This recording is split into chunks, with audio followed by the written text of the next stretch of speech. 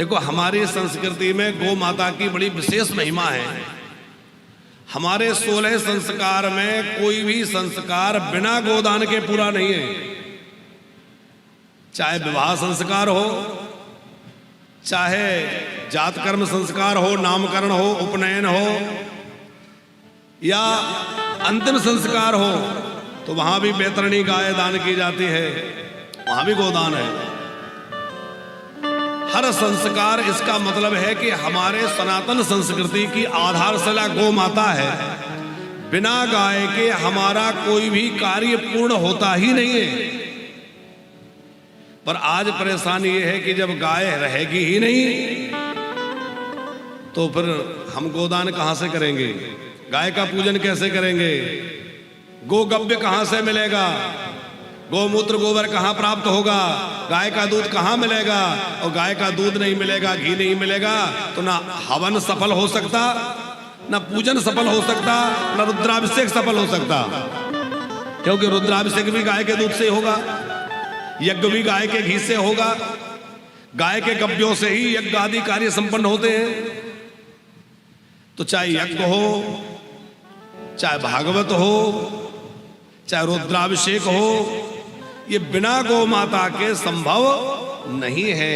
यदि हम लोग जैसी गाय की उपेक्षा अभी हो रही है, ऐसी गौ अपेक्षा होती रही, तो एक दिन ये आएगा कि गाय केवल फोटो में हम अपने बच्चों को दिखाएंगे कि गाय ऐसी होती थी।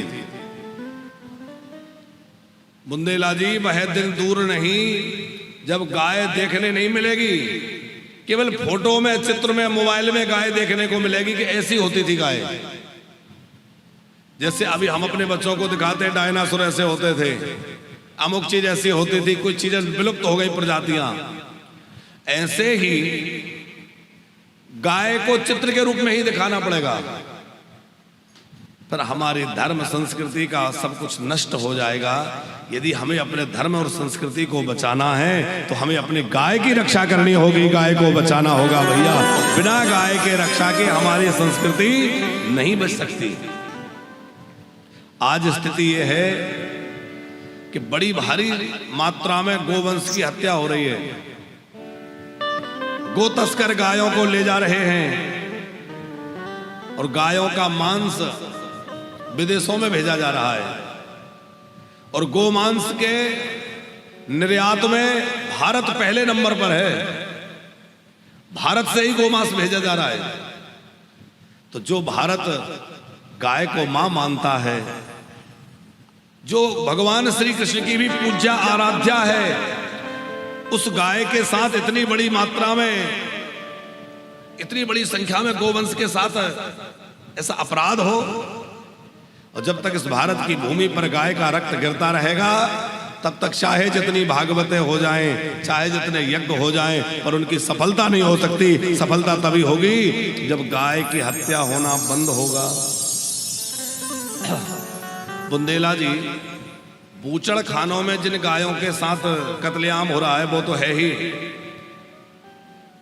पर बाहर भी गायों के साथ कम बर्बरता नहीं हो रही। जिन किसानों के खेतों में गाय चली जाती हैं,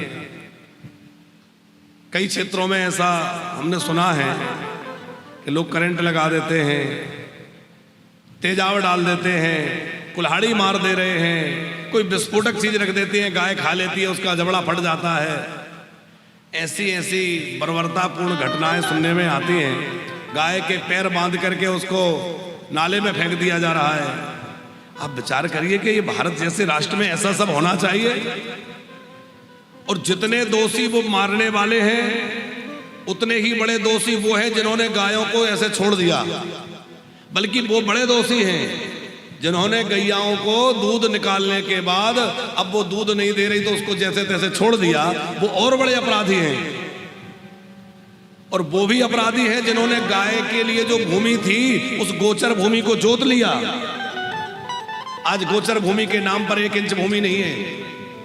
तो जिन्होंने गोचर भूमि को जोत लिया वो भी गो हत्यारे हैं, क्योंकि आज उनके कारण ही तो गैया इस प्रकार भटक रही है, उसकी जमीन समाप्त हो गई। हम आप सबसे निवेदन कर रहे हैं, यदि किसी ने भी गोचर भूमि का 1 इंच भी जोता है तो तुरंत गोचर भूमि को मुक्त कर दें भैया, नहीं तो बहुत बड़ा अपराध जी पूरे परिवार खानदान को समाप्त करने वाला है। गोचर भूमि का कभी उपयोग न करें। गाय के लिए जो स्थान सुरक्षित है वो गायों के लिए रहे, और जो गो पालन करने वाले लोग हैं, आप में से कुछ लोग ऐसे होंगे जो गाय रखते होंगे, वरना जो सोशल मीडिया आदि के माध्यम से सुन रहे हैं कि भैया गाय को दूध निकाल के गाय सड़क पर छोड़ देना, इससे भयंकर क्या अपराध होगा।